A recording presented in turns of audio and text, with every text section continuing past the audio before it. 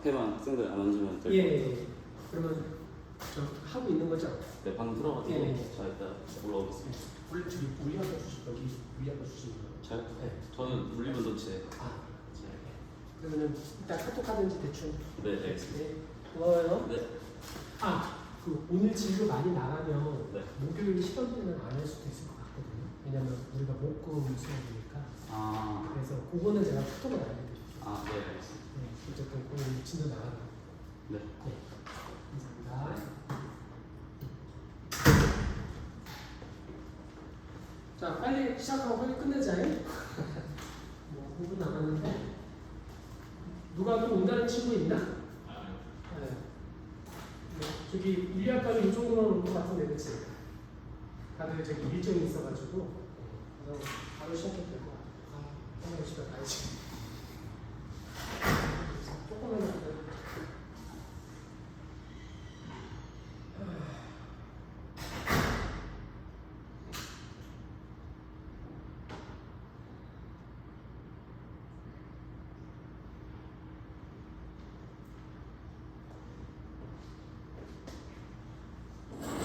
아이고, 아이고.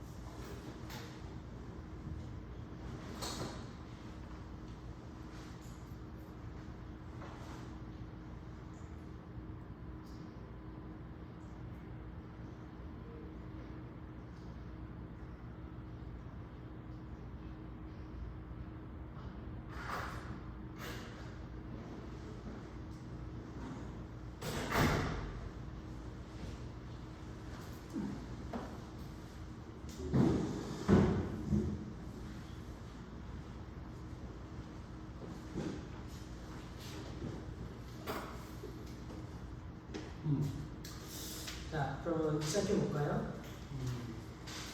우리가 원래 여기 그 저번 주 금요일 날 수업을 하려고 했는데 이게 또 동국대 전체가 또 그 유급휴가 그런 정책 때문에 또 수업을 할 수가 없어서 오늘 해야 되는데 오늘 4시부터 6시까지 수업이니까 아마 진도를 많이 뺄 것 같아요. 그래서 아까 조교하고도 잠깐 얘기했는데 오늘 진도가 많이 나가면 우리가 목요일하고 금요일날 수업 시간이 있잖아요. 그래서 목요일날 수업 때는 아니 실험 때는 부강을 안 해도 될 것 같아요. 제가 보기에. 근데 이제 오늘 진도 나가는 거 그거 좀 결정하는 걸로 하고 그다음에 지금 동영상이 촬영되고 있으니까 못 오신 분들은 내일 또 보고 하면 될 것 같아요. 그래서 진도는 뭐 잘 나갈 것 같고 혹시 뭐 질문이나 뭐 그런 거 없죠?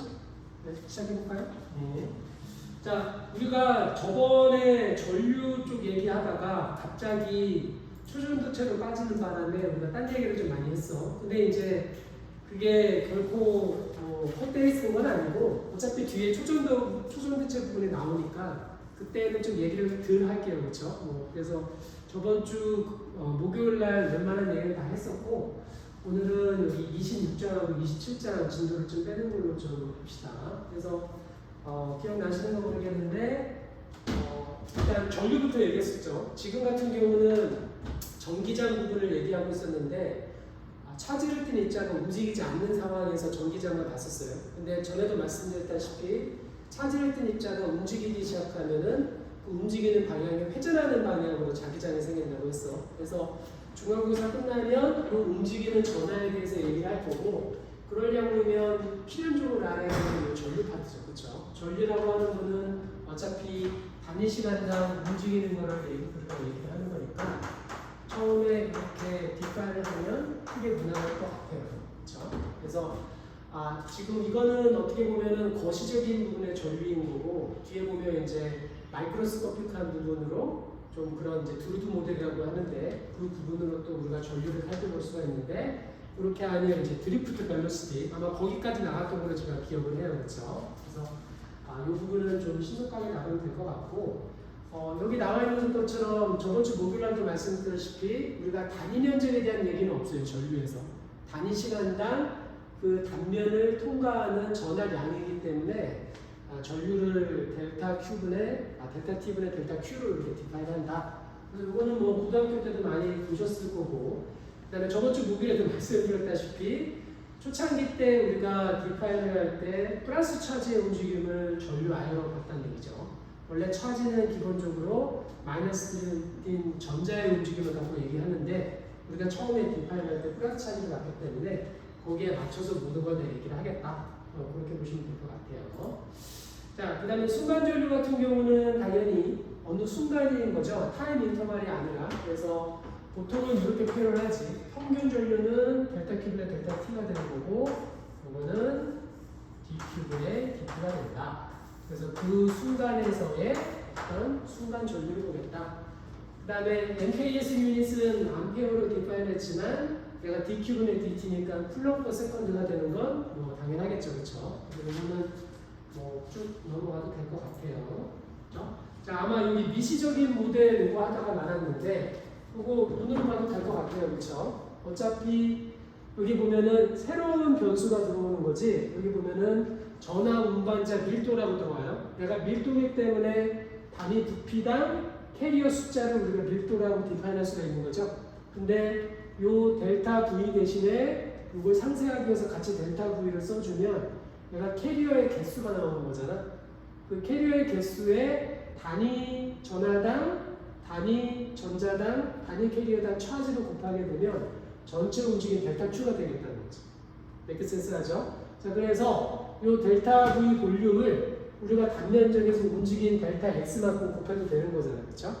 맞죠? 자, 그러니까 델타 Q가 이렇게 되는 거고, 다시 아예 에버리지는 어떻게 디파인 되냐면, 우리가 여기서 보면 N에 다음에 어떻게 되는 거야? 단면적에 델타 X만큼 단위 차지 Q가 되는데, 얘가 델타 T가 되는 건데, 델타 T분의 델타 X가 결국은 드리프트 벨로시티로 바뀌게 되는 거죠. 이렇게 바뀔 수가 있다는 얘기죠. 그렇죠? 이거는 어떻게 보면 좀 고전적인 모델이고, 그다음에 실제로는 이게 많이 안 쓰이는데, 전에 저번 주에 아마 이 드리프트 벨로시티 관련해서 얘기했었지, 그렇지? 얘가 물질 안에서 양당 간의 캐리어의 필드가 주어졌을 때 마찬가지로 움직이게 되는데, 전에 말씀드린 대로 메탈이나 컨덕터 같은 경우는 덴시티가 굉장히 높은 거잖아. 그렇죠? 10에 28승 정도가 되니까 얘가 생각보다는 안 높다는 거죠. 왜냐하면 커런트 양이 지나가는 양은 이미 거의 한정되어 있을 거고, 얘가 높다는 얘기는 그만큼 드리프트 벨로시티가 작다는 얘기고, 드리프트 벨로시티가 작다는 얘기는 그만큼 많이 스캐터링이 일어난다는 거지. 아마 여기까지 얘기했던 것 같아요. 그래서 얘가 작아지는 이유가 하나는 피지컬한 스캐터링이 있는 거고, 또 하나는 쿨럼 포스의 청력이 작용하겠지. 서로 미는 청력이나 다른 게 작용하기 때문에 생각보다 드리프트 벨로시티가 높지 않다고 했어요. 그렇죠? 여기까지 했던 거 기억나시죠? 네, 그래서 오늘 가지고 계속 넘어가면 결국은 필드가 주어지지 않았을 때는 캐리어가 랜덤하게 움직이니까 에버리지 벨로시티나 이거 전체 양이 속력이 굉장히 작은 값으로 보여지는데, 양당 간의 필드가 주어지면 그거에 의해서 딸려가지만 얘가 덴시티가 높게 되면 서로 스캐터링이 많이 일어나는 거지. 또 전자하고 전자의 어떤 청력도 작용할 거고, 주변에 있는 원자에 관한 어떤 인터랙션도 부분도 있기 때문에 생각보다 물질 안에서 필드가 주어졌을 때 차지의 속도, 드리프트 벨로시티가 높지 않다. 그렇죠? 그럼에도 불구하고 적정량의 전류가 느껴지는 건 그만큼 안에 있는 덴시티가 많다는 얘기죠. 근데 이게 양자역학적으로 굉장히 시사하는 바가 커요. 그렇죠? 내가 여기서 움직였다는 거는 내가 조금만 움직이고 많은 덴시티를 서로 이렇게 밀어준다는 거랑 거의 등가라는 거지. 이퀴벌런트 하다는 얘기예요. 그렇죠? 내가 굳이 저기까지 안 가더라도 어떤 차지의 영향이 덴시티가 많아서 개수가 많아서 이렇게 조금씩 전달해 주는 것도 같은 등가의 커런트를 느끼게 해준다. 그렇죠? 어떻게 보면 굉장히 양자역학이 여러 분야에 대해서 많이 들어가 있다는 거지, 그렇지? 자, 그래서 오늘은 좀 진도를 좀 빼야 되니까 또 관련 내용이 정리가 되어 있다. 에버리지는 델타 Q분의 델타 T고, 그 다음에 순간 전류, 순간의 전류, 그렇죠? 이거 같은 경우는 dQ분의 dT다. 양전의 이동 방향을 전류의 방향으로 관계를 잡았다는 거죠. 그렇죠? 그 다음에 MKS 유닛의 암페어 같은 경우는 쿨롬 퍼 세컨드다. 이거는 뭐 그냥 가볍게 넘어가도 될 것 같아. 그렇죠?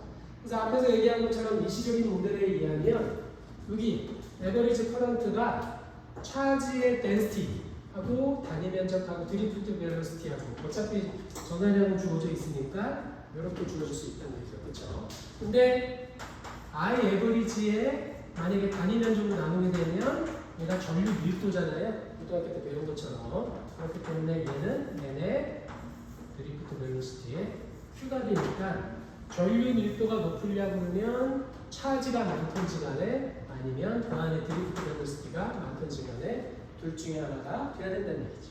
그치? 여기까지 돼 있었고.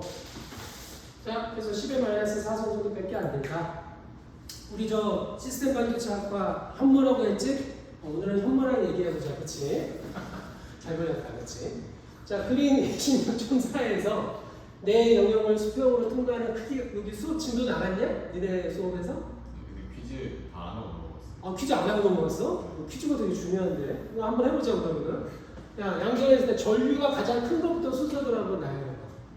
어느 게 전류가 제일 큰 것 같아요? 일단 A번 같은 경우는 A가 제일. 그치. 왜냐하면 마이너스 차지가 왼쪽으로 갔다는 건 플러스 차지가 오른쪽으로 갔다는 거랑 등가인 거지. 그러니까 얘 같은 경우는 전부 다 오른쪽으로 5개의 차지가 흐른 거죠.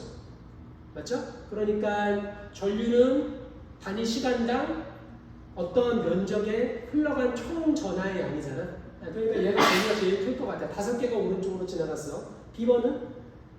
B랑 C랑. 그렇지. B는 4개가 플러스가 왼쪽으로, 전류가 왼쪽으로 흘러간 거고, C 같은 경우는 마이너스가 왼쪽으로 갔고 플러스가 오른쪽으로 갔으니까 결국은 플러스가 다 오른쪽으로 가는 것처럼 전류가 4개가 흘렀다고 볼 수가 있는 거죠. 차지가.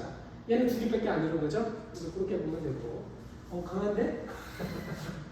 좀만 기다려. 자, 우리 도선 내 유동 속력을 보자. 자, 앞에서 본 것처럼 드리프트 벨로시티가 결코 빠르지 않다고 했어. 우리가 생각했던 것보다 너무 느리다는 거죠. 그치? 10의 마이너스 4승 정도면 1m 지나가는데 한 75분 정도가 걸린다고 해요. 근데 그거는 어디까지나 고전적 관점인 거고, 아까도 말씀드렸다시피 드리프트 벨로시티는 얘가 캐리어가 덴시티가 높으니까 못 가지만 스스로 옆으로 어떤 차지 방향이나 그거를 전달을 해주는 거지. 그치? 마치 흐르는 것처럼 우리가 이해할 수가 있다. 그래서 여기서 보면 구리의 도선의 단면적 A가 나왔네요. 자, 전에도 말씀드렸다시피 요 계산하고 그거는 다 여러분들이 그냥 집에 가서 한번 해보세요. 그렇죠? 우리는 흐름만 보자는 거지. 10A가 흘렀고 뭐 전자의 유동 속력이 얼마인가. 그래서 여기서 추구한 거는 몰 질량을 가지고 얘기한 거죠. 1학기 때 배운 것처럼. 자, 몰 질량은 1몰에 얼마나 질량이 느껴지는가? 6.35g. 구리 같은 경우는 1몰에 6.35g을 갖고 있는 거고, 1몰에는 우리가 연력학 시간에 배운 것처럼 아보가드로 숫자가 있다. 그러면 덴시티가 나오겠지. 그쵸? 자, 그러니까 여기 밀도는 부피분의 몰 질량이잖아. 그쵸? 얘가 1몰이건 10몰이건 밀도는 동일하잖아. 그쵸? 그러니까 1몰에 해당하는 부피에 1몰에 해당하는 질량이 있으면 요 밀도하고 이렇게 표현할 수가 있는 거지. 그치? 자, 그러니까 우리가 캐리어 농도 같은 경우는 1몰이었으니까 1몰일 때 부피에다가 아보가드로 숫자를 해주면 얘가 1몰이 나오는 거죠? 맞죠? 자, 그러면 부피가 n분의 로니까 안으로 집어넣으면 n이 이렇게 되는 거죠. 자, 그러면 우리가 드리프트 벨로시티는 어떻게 구한다? I를 이제 NAVDQ가 되는 거잖아. 그러니까 드리프트 벨로시티는 NAQ가 저쪽으로 넘어가면 되는 거죠. 맞죠? 그래서 NAQ가 되는 거고 여기서 n 값이 뭐였어?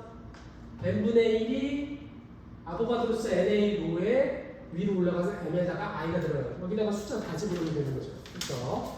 이런 거는 시험 문제 안 나온다, 그렇지? 어쨌든 개념적으로 우리가 직접 한번 계산해 보면 쭉 놓고 보면 2.23에 10의 마이너스 4승이 되는 거지. 그치?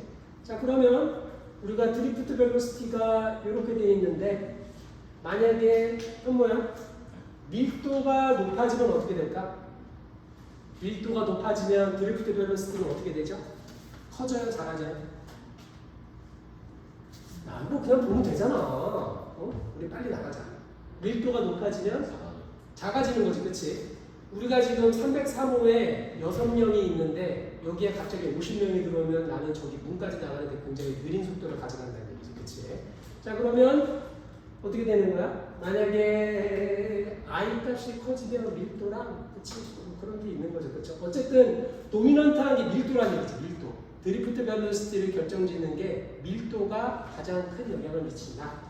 그래서 생각보다 빠르지 않다는 거죠, 그쵸? 그걸 보시면 될 것 같고 여기 물리적인 설명이 여기 나와 있어요.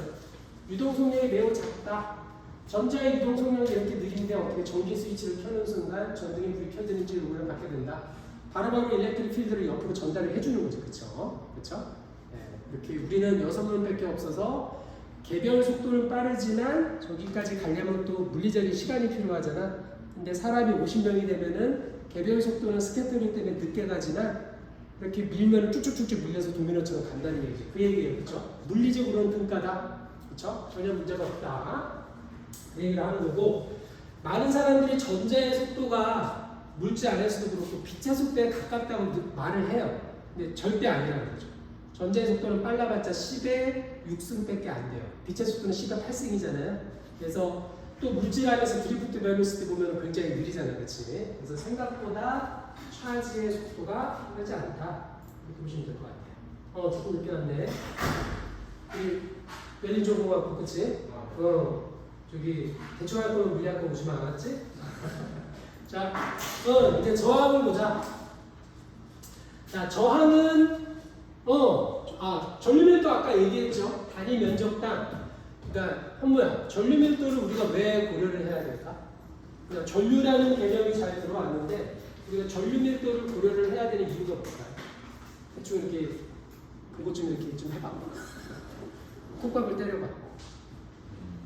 면적. 그치. 면적에 따라서 여기서 보는 것처럼 이렇게 면적이 넓을 때랑 작을 때랑 유속이 달라 보이는 거예요. 그렇죠? 그러면 우리가 굳이 이렇게 유속이 달라지는 걸 고려를 해야 될까? 왜 고려를 해야 되지? 아까 내가 초반에 살짝 얘기했는데 우리가 자기장을 이제 고려를 해야 되잖아. 자기장을 고려를 할 때 전류의 흐름이 달라지면 자기장의 세기가 달라지겠지. 그렇죠? 그러면 이제 복잡해져요. 그래서 우리 1학년 일반 물리 수준에 좀 넘어가는 게이기 때문에 일정한 전류의 흐름을 우리가 원한다는 거지. 그러면 단위 면적이 달라지더라도 일정한 전하량이 지나가는 걸 보려면 단위 면적으로 나눠주는 게 맞다는 얘기죠. 그렇죠? 그래서 전류 밀도를 얘기해서 얘를 뭐라고 하냐면 스테디 커런트라고 해요. 그렇죠? 스테디 커런트.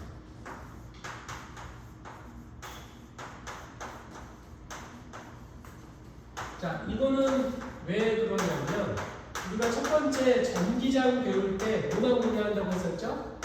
전기장을 일으키는 원인은 차지를 띤 입자잖아.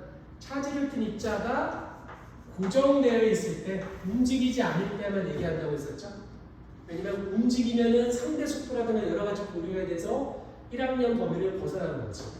그러면 자기장을 고려를 할 때 자기장을 일으키는 원인이 뭐라고요? 커런트인데 스테디 커런트만 고려를 하겠다는 거죠. 게티 센스하죠, 그렇죠? 왜냐하면 밀도에 따라 달라지니까, 단면력에 따라 달라지니까. 그래서 우리는 스테디 커런트를 얘기를 하려면 전류 밀도를 갖고 얘기를 하는 게 맞다는 얘기죠. 전류 밀도의 단위는 뭐야? 우리 저기 객원, 게스트. SI 유닛은 암페어 퍼 미터 제곱, 그렇죠? 요거를 좀 더 NKS 유닛을 분해를 하면 쿨롱 퍼 세컨드 미터 제곱인 거지. 맞지? 하지만 1학년 1학기 때 그거 기억나요? 우리의 기본 유닛이 몇 가지 있다고 그랬지? NKS 유닛이, 물리 유닛이 7개가 있었지. 그 중에 하나가 암페어였지, 암페어. 근데 암페어도 사실은 분해가 되는 거였죠. 그래서 우리 챕터 1에서 기억나요? 가장 기본적인 유닛을 따지고 뭐 그거 할 때 길이, 시간, 그다음에 무게, 질량, 그렇죠? 그거 가지고 다 이렇게 변환시켜서 하는 거잖아요, 그렇죠? 맞죠? 그다음에 이제 쿨롱은 어쩔 수 없이 들어와야 되는 거고. 자, 그래서 커런트 양을 따져보려면 우리가 적분을 해주면 된다. J에다가 A를 또 프로덕트해서 적분을 해주면 지나간 양의 총 커런트 양을 우리가 알 수 있다. 그렇죠? 하지만 자기장 파트로 넘어가게 되면 스테디 커런트를 우리가 반드시 봐야 된다. 자, 요거 1학기 때 내가 잠깐 얘기를 했는가 모르겠는데, 자, 저항이 여러 가지가 있었다. 그 중에 여러분이 아셔야 될 게 저항이 사실 4가지가 있거든요. 4가지가 있는데 여기서는 2가지만 먼저 배우겠다. 첫 번째가 뭐예요? 저항. 우리가 알고 있는 저항. 영어로는 resistance. 그쵸? 요 저항의 정의는 어떻게 되는 거야? V는 델타 V가 되는데, 요 저항에 대한 개념이 나오게 되는 게 바로 요거죠. 그쵸? I에 델타 V가 있었는데, 이렇게 델타 V가 증가할 때 커런트가 증가되는 게 바로 보였다는 거지. 그치? 자, 그러면 I는 어떻게 되는 거야? R분의 1에 델타 V니까 마치 Y는 R분의 1에 X라는 그래프를 가지고 얘기를 하는 거랑 동일한 거지. 그쵸? 그래서 볼테지, 양당 간의 포텐셜 차가 커지면 지나가는 전류량이 증가되는 거 봤었고, 이게 많이 지나가냐 적게 지나가냐를 보여주는 게 결국은 저항이라는 거죠.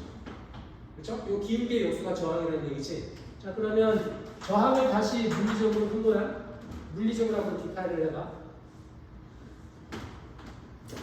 다 나와 있잖아. 그 물리적인 디파인은 수식에 다 들어가 있다고 했었죠, 그렇죠? 델타 V가 증가할 때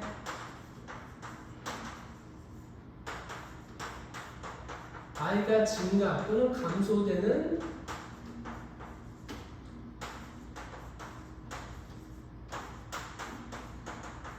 비례 정도를 얘기를 하는 거죠. 그렇죠? 자, 요거는 우리가 커패시턴스 할 때도 마찬가지로 배웠었죠? 그렇죠? 커패시턴스 할 때도 델타 V가 증가할 때 Q가 증가했었잖아. 근데 중요한 거는 요 증가되는 정도를, 비례 정도를 커패시턴스, 정정 용량으로 해서 전하가 얼마나 쌓이는지를 디파인을 했는데, Q가 밑으로 갈지 위로 갈지는 물리적인 상황에 따라서 우리가 디파인했다고 얘기했었죠. 그러니까 차지가 많으면 전자를 머물 수 있는 용량이 많아지는 거고, 기판이 서로 붙어져서 델타 V가 작아지면 그만큼 많이 쌓일 수 있는 거였잖아. 뭐 저번 챕터에서 했었잖아요. 마찬가지로 요거 저항이 크면 이렇게, 그렇죠? 우등불투랑 비포장도로를 가는 거랑 고속도로를 가는 거랑 통행 흐름량은 역수의 관계가 있을 거라는 거지. 맞아요? 내가 하고 싶은 얘기는 델타 V나 I가 뒤집어지는 게 아니라 실질적인 물리적인 환경에서 I와 R이 반대가 돼야 된다는 거죠. 맞죠? 그 다음에 사실 여기가 제곱이 될 수도 있고 여기가 뭐 2분의 1이 될 수도 있는 거잖아. 그렇죠? 하지만 뭘 본다? 실험적인 결과를 보겠다는 거지. 단위 직선이었잖아. 만약에 실험에 이런 식으로 돼 있으면은 제곱으로 표현돼야 되는 거죠. I는 델타 V의 제곱으로 표현돼야 되는 거지. 맞죠? 근데 실험적인 결과가 리니어하게 되는 거고, 요거를 뭐라고 배웠었어요? 오메 법칙이라고 배웠었잖아. 그렇죠? 자, 그래서 이렇게 됐고 중요한 건 저항의 MKS 유닛이 뭐예요? 그러면 볼테이지의 I니까 뭐죠? 이거를 오음이라고 디파인한 거죠? 맞죠? 네, 근데 요 저항 같은 경우는 여기 보시면 얘 저항하고 어떤 것 같아요? 이게 흐름량이 얘는 한 6개 정도 되고 얘는 한 8개, 9개 되는 것 같아. 그러면 어디가 더 저항이 높을까요? B가 당연히 높겠죠. 서로 부대끼잖아. 우리 부대껴가지고 드리프트 벨로시티가 적게 나오는 거잖아. 자, 그러니까 사실 이 저항이라는 의미는 어떤 볼테이지 대비 I의 증가되는 비례 정도를 나타내 주는 건데 얘는 디펜던트 하다는 거지. 어디에? 어브젝트. 그렇죠? 어브젝트가 물체라고 정의를 할게요. 자, 그 말은 뭐냐면 어떤 크기나 어떤 디멘전에 영향을 받는다는 거지. 맞죠? 같은 굴이라도 길다랗게 만든 굴이랑 좀 이렇게 통로가 크게 만든 굴이랑 이쪽 방향으로 지나가는 저항 정도가 다를 거라는 거지. 맞잖아. 그러니까 저항은 기울기 B의 어떤 비례상수가 맞는데 디펜던트하는 거예요. 물체 크기하고 어떤 디멘전에 디펜던트하는 거죠. 그래서 물리학자들이 뭐를 디파인했냐면 비저항이라는 걸 디파인했어. 그렇죠? 어떤 디멘전이나 어떤 그거 크기하고 상관없이 물질이라면 항상 일정한 값을 갖게끔. 그렇죠? 네, 그래서 얘를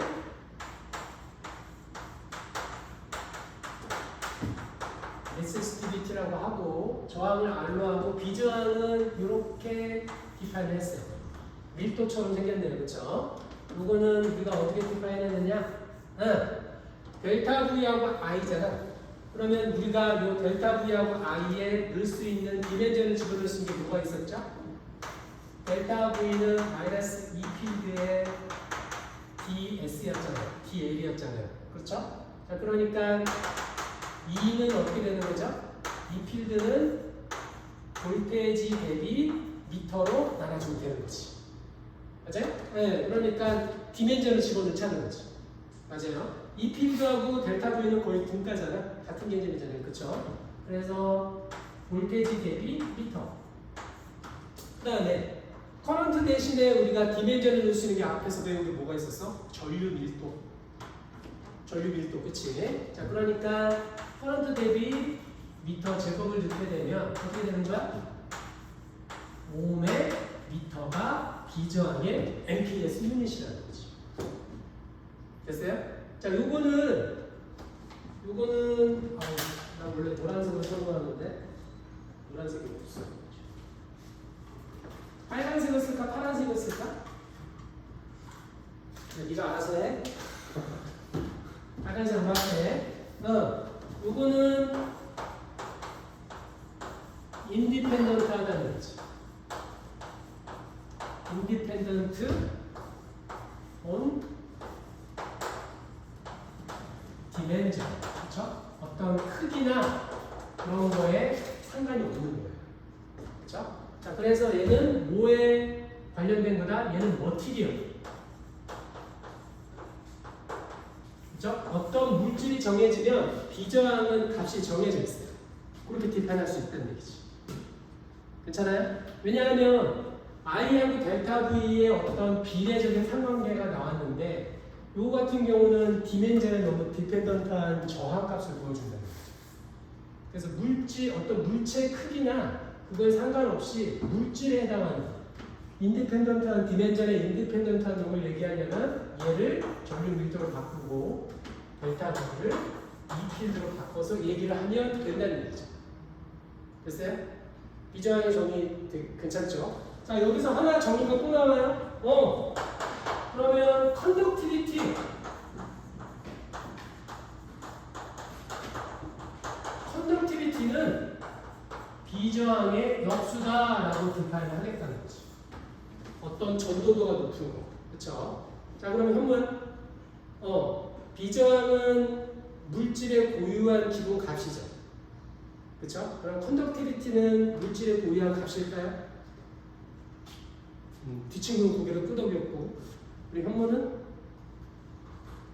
우리 객원 물리학과, 일일 물리학과, 자유전공학부처럼, 그치? 컨덕티비티도 마찬가지로 물질의 기본 프로퍼티라는 거죠. 그쵸? 어떤 어부잭이나 크기에 상관없이 물질이 정해지면 컨덕티비티와 비저, 리시스티비티는 결정이 되어 있다는 거지. 내가 별 모양을 만들던, 길게 만들던, 반지름을 크게 만들던 상관이 없이 컨덕티비티와 그건 정해져 있다는 거지. 맞아요? 자, 그 다음에 책에는 아직 안 나와 있지만 면저항이 있다. 요거 관련해서는 전에 한번 잠깐 얘기했었죠, 그쵸? 요거를 쉿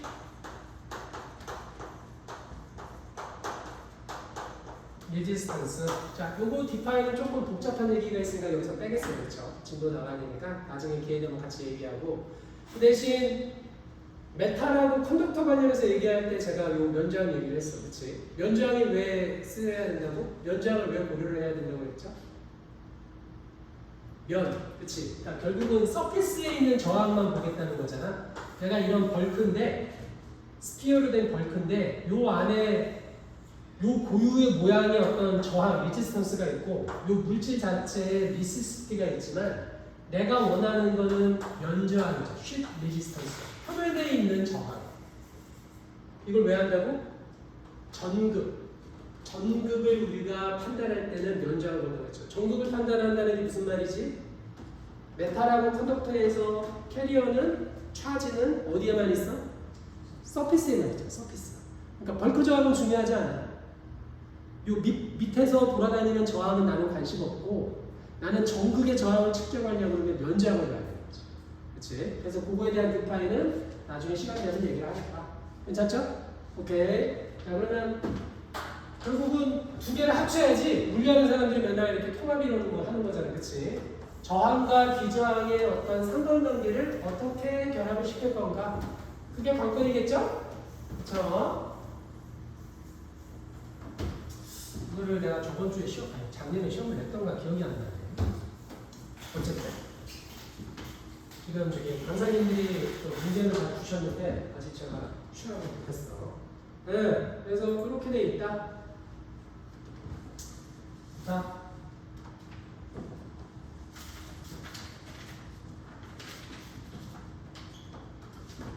아까 뭐라고 그랬죠? 비저항이 어떻게 디파인 된다고? 이 필드의 커런트 덴시티로 디파인 된다고 했었지? 그럼 그러면 얘는 볼테이지 퍼 미터이고, 그 다음에 얘는 미터 대신에 이제 길이로 표현하고, 요거는 커런트랑 단위 면적으로 이렇게 표현했다는 거지. 맞지?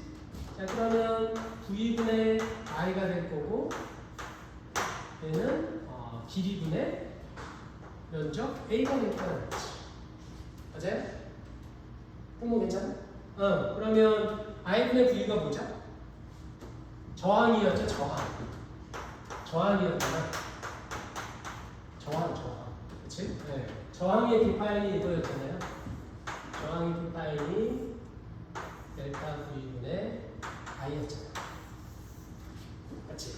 그래서 커런트와 저항은 앙수긴 관계다. 그러니까 통상 이렇게 안 쓰고 저항을 결정짓는 거는 뭐란 얘기예요? 비저항이 크면 저항이 큰 거고, 그 다음에 단위 면적이 작으면 저항이 큰 거고, 길이가 길면 저항이 크다는 얘기지. 우리가 알고 있는 기본적인 물리 상식하고 같다는 얘기지. 저항이 이제 기름기 많은 거 먹어가지고 동맥경화가 일어났어. 저항이 작아졌어. R이 작아졌어. 가기 힘들잖아, 그치? 네, 그래서 커런트가 못 가는 거고, 길이가 길면 저항이 길어진다는 거지. 그치? 그래서 요 관계가 있다. 이걸 머릿속에 집어넣으셔야 돼, 그치? 자, 그 다음에 아까 여기서 여기서 또 재밌는 식이 나와. 뭐가 나와? J는 로분의 1에 2인데 로의 역수가 뭐였죠? 컨덕티비티였잖아요. 네, 그래서 이렇게 표현을 한다. 자, 그렇기 때문에 얘를 사실 오음의 법칙이라고 얘기를 하는 거죠. 우리가 V는 IR을 가지고 오음의 법칙이라고 얘기하는데 이거는 이제 고등학교 때 얘기한 거고 사실 여러분이 어디 가셔가지고 오음의 법칙에 대해서 설명해봐 그러면 전류 밀도는 한번 힘들게 와가지고 자꾸 주려고 하면 어떻게 해? 컨덕티비티가 높던지 아니면 엘렉트릭 필드가 높던지 이렇게 표현한다는 거죠. 그렇죠? 그래서 내가 중간고사 때 다음 주에 오음의 법칙에 대해서 기술해봐 그러면 우리 현모는 또 V는 IR 갖고 설명할 거고, 그렇지? 우리 연료전공학부는 J는 시그마 2를 가지고 설명을 하겠다. 그러면은 여기가 점수를 많이 받는 거지. 그렇죠? 그래서 오음의 법칙의 오피셜한 법칙은 J는 시그마 2예요. 왜 그렇지? 요건 디멘전 프리즈, 그러니까 좀 더 포용성이 넓은 거죠. 넓게 설명하는 거지. 그렇지? 얘가 정확하게 맞다. 됐어요? 여기까지 됐죠? 네, 넘어갈게요. 자, 나머지는 쭉 보시면 돼. 야, 옴이라는 분이 이렇게 생겼구나. 메넨대학교 교수가 되셨대. 오음의 법칙 가지고. 자, 그래서 이렇게 델타 V와 I가 일직선으로 비례관계가 되는 것을 오믹한 물질이라고 한다. 그렇죠? 리니어한 놈이 오믹한 물질이에요. 그렇죠? 그러면 물질은 우리가 보통 어떻게 나눌 수가 있어? 우리가 2학기 때 배운 거에 의하면 첫 번째 우리가 배운 게 뭐였죠? 컨덕터, 세미컨덕터, 인슐레이터. 그거는 뭐에 따라 나눈 거예요? 밴드갭에 따라 나눈 거였죠? 그렇죠? 맞죠? 자, 그 다음에 물질을 크게 두 가지로 나누면 오믹한 물질하고 비오믹한 물질이 나오는데 비오믹한 물질은 리니어하게 안 나오고 이렇게 익스포넨셜로 증가한다. 그래서 이거를 보통 뭐라고 하냐면 다이오드라고 해요. 다이오드. 그 다음에 이제 여러분이 1학년이지만 2학년 올라가시면 PN 정션에 대해서 시스템 반도체 아주 중요하지, 그치? 세미컨덕터. 물리학과는 PN 정션을 배울 거고 이 PN 정션의 기본이 모든 전자 소자의 모티베이션 포스예요. 그쵸? 뭐 디플리션 리저부터 해서 쭉 얘기가 나오는데 어쨌든 우리는 1학년 때 오믹한 물질하고 비오믹한 물질이고 오메 법칙은 J는 시그마 2다. 이게 오메 법칙이라는 거죠. V는 IR이 아니라 J는 시그마 2. 그쵸? 오메 법칙을 유도해봐. 내가 시험 문제 물어볼 수도 있어. 그럼 뭐부터 시작해야 돼? 리시스티비티랑 저항에 대해서부터 출발을 시작해야지. 그래서 리시스티비티가 컨덕티비티의 역수니까 여기서 J는 시그마 2가 튀어나오는 거죠. 됐어요? 그러니까 계속 얘기하지만 연수 문제 예제 푸는 것도 중요하지만 그거는 그냥 여러분이 다 하시면 되는 거고, 그렇죠? 물리적으로 피지컬하게 인사이트를 어떻게 갖고 있나 그거를 중점적으로 해달라는 거죠. 자, 여기도 보면 똑같은 얘기야, 그치? 응. 우리가 앞에서 계속 했던 거 있었잖아. 델타 V는 2에, 그치? 2가 어떻게 된다고? 오메 법칙에 의하면, 그쵸? J분의 시그마로 나눠지는 거지, 일렉트릭 필드가. 근데 시그마가 결국은 비저항이었고 비저항 텀이 이렇게 바뀌는 거잖아. 얘가 비저항으로 올라가잖아. 비저항 곱하기 A분의 1이 뭐였어요? 비저항에 A분의 1이 뭐였어요? 이렇게 넘어가면 걔가 저항이었잖아. 그쵸? 맞아요? 네, 그래서 저항과 비저항의 상관관계는 단면적과 길이하고 어떤 곱하기 관계가 이렇게 나와 있다. 이걸 외우려고 하지 마시고, 그치? 단면적이 짧아지면 저항이 커지는 거잖아. 길이가 길어지면 저항이 커지는 거고, 비저항이 큰 물질은 당연히 저항이 크다는 얘기지. 그치? 이렇게 보시면 될 것 같아요. 자, 그 다음에, 이거 얘기했었고, 그쵸? 여기 앞에서 얘기했었죠? 비저항은 머티리얼을 가지고 얘기하는 거고 저항은 오브젝트를 갖고 얘기하는 거다. 디멘전 프리 갖고 얘기하는 게 뭐다? 비저항이다.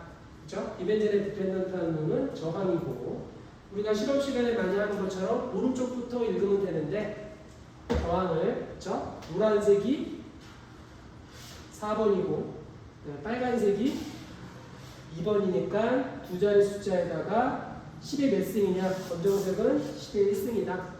곱하기 0이니까 1이 되는 거고, 그 다음에 맨 마지막은 오차. 금색이 5%의 오차를 보여준다. 그러니까 42오면서 왔다 갔다 한다는 얘기죠. 그렇죠? 5% 정도는 왔다 갔다 할 수 있다. 이렇게 얘기하는 거고. 자, 그 다음에 이 비저항이 이제 뒤에서 나오겠지만 온도하고 연관이 있어요. 온도가 높아지면 비저항이 점점 높아지는데 그 높아지는 거를 온도 계수인데 뒤에서 설명할 건데 재밌는 게 있어요. 메탈은 온도가 높아지면 어떨 것 같아요? 일반적으로 이제 캐리어가 많이 있는데 온도가 높아지면 어떻게 돼요? 뜨거우니까 얘가 막 발광을 하겠지, 그렇죠? 그러니까 서로 많이 부딪힐 거니까 드리프트 밸런시티도 떨어질 거고 저항도 많이 생길 거고 줄 히팅도 많아질 것 같아요. 그래서 온도가 높아지면 비저항이 높아질 것 같아. 직관적으로 봤을 때. 맞죠?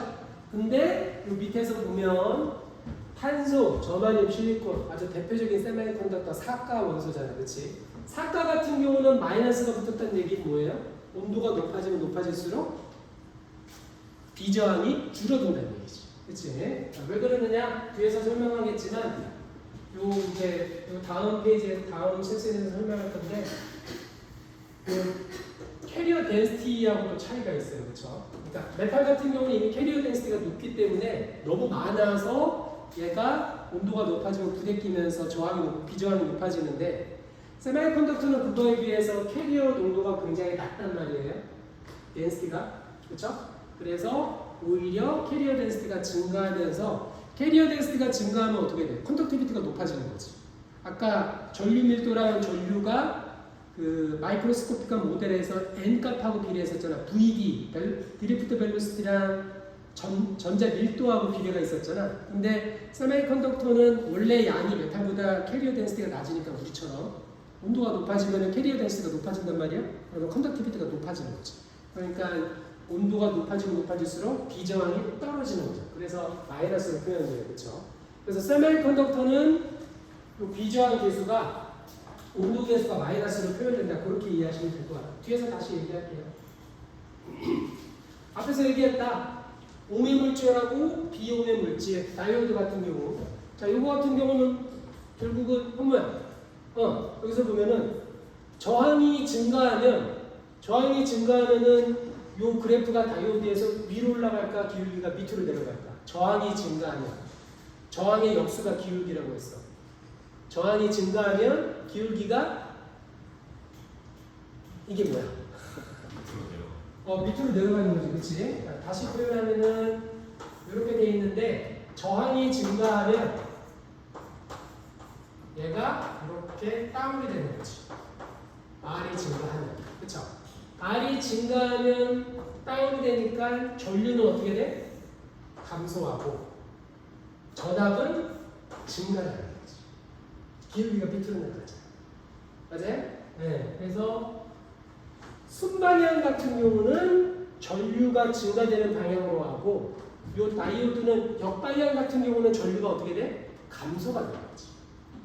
여기서 얘가 위로 이렇게 솟구치면서 이렇게 갔으니까 얘가 점점 전류가 증가하고 점점 전류가 감소하는 거지. 그러니까 어떻게 되는 거야? 순방향, 포워드 방향으로는 전류가 증가하지만 역방향으로는 리키지 커런트, 누설 전류를 감소시키는 게 다이오드의 역할이에요. 그렇죠? 정리를 시켜준다고 하죠. 한쪽 방향으로만 전류가 흐르게끔 해주는 거지. 다이오드의 역할이에요. 맞아요? 맞잖아요. 순방향에서 증가하고 전류가 증가하고 역방향에서 전류가 감소하잖아요. 그래서 회로에서 다이오드를 쓰는 이유가 왜냐하면 서킷이 있으면 사실 포텐셜을 이렇게 걸어주던 저렇게 걸어주던 이렇게 걸어주면 커런트가 이리로 흘러야 되고 포텐셜을 이렇게 걸어주면 커런트가 이렇게 흘러야 되잖아. 근데 거기다 다이오드를 중간에 딱 껴주면 어떻게 돼? 얘가 바뀌어도 전류가 역방향으로 덜 흐른다는 거죠. 그렇죠? 그래서 쇼트를 막아줘요. 쇼트. 그렇죠? 회로 서킷의 한 방향을 잡아주는데 뭐라고 그런다? 렉티피케이션, 종류라고 하죠. 다이오드의 역할